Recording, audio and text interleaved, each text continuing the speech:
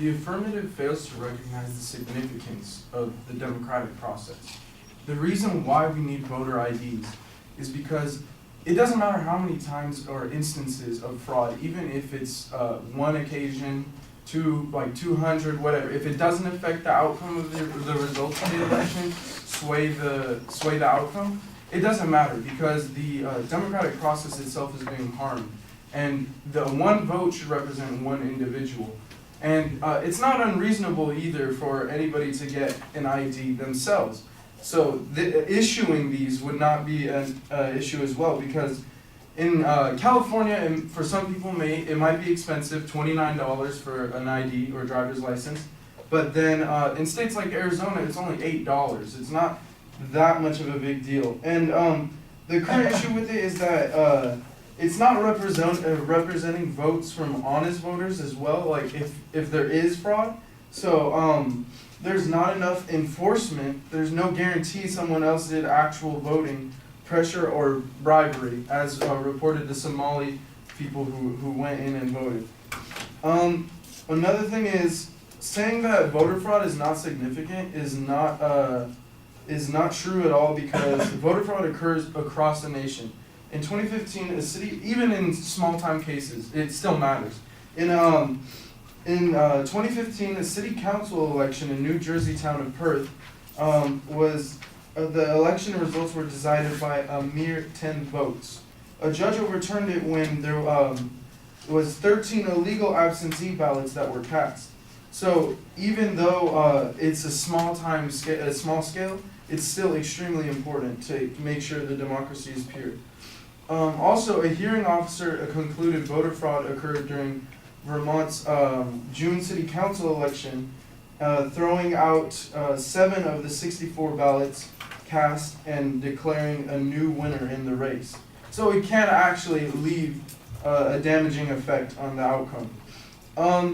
Another thing about this would be that if IDs were issued across the nation, there is no discrimination involved. Everybody would be able to get one. It's equal opportunity, and the rest, almost the rest of the world in all the elections use IDs. America is unique in that we don't have any.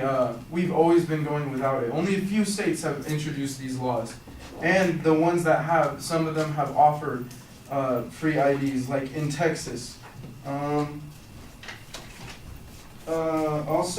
In Texas, in 2011, one law was passed where an EIC, election identification certificate, is given, and it's valid for 6 years. There's no expiration dates for certificates issued to citizens years 70 and older, so it's not discriminating against older people. And the requirements are pretty straightforward. Be 17 years old, 17 years and 10 months or older, be a resident of that current state, be eligible to vote, verify U.S. citizenship, and verify identity. So the people who are doing this are only eligible to vote. It's not discriminating against anybody else. Also, not having voter IDs leaves too much room for potential error. By mandating voters to provide ID, the potential for misrepresentation and fraudulent activity dramatically decreases. An 18-month study by Minnesota majority found that 341 felons illegally voted in a 2008 election.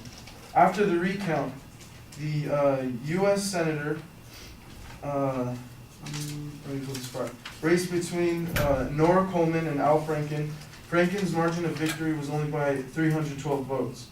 Another case of voter fraud occurred in the state representation of Kansas City, a Democratic race between J.J. Rizzo and Will Royster Somalis, who didn't speak. The Somalis. That's another case as well. And then the point of saying that, and if people had an issue with IDs costing money if they were issued throughout the United States, it wouldn't be an issue of monetary and fiscal issues. It would more or less be time and processing error. But if you really have the time to go out and vote and you have the intent to do it, it shouldn't be that difficult with the technology we have these days through mail, internet, and in person.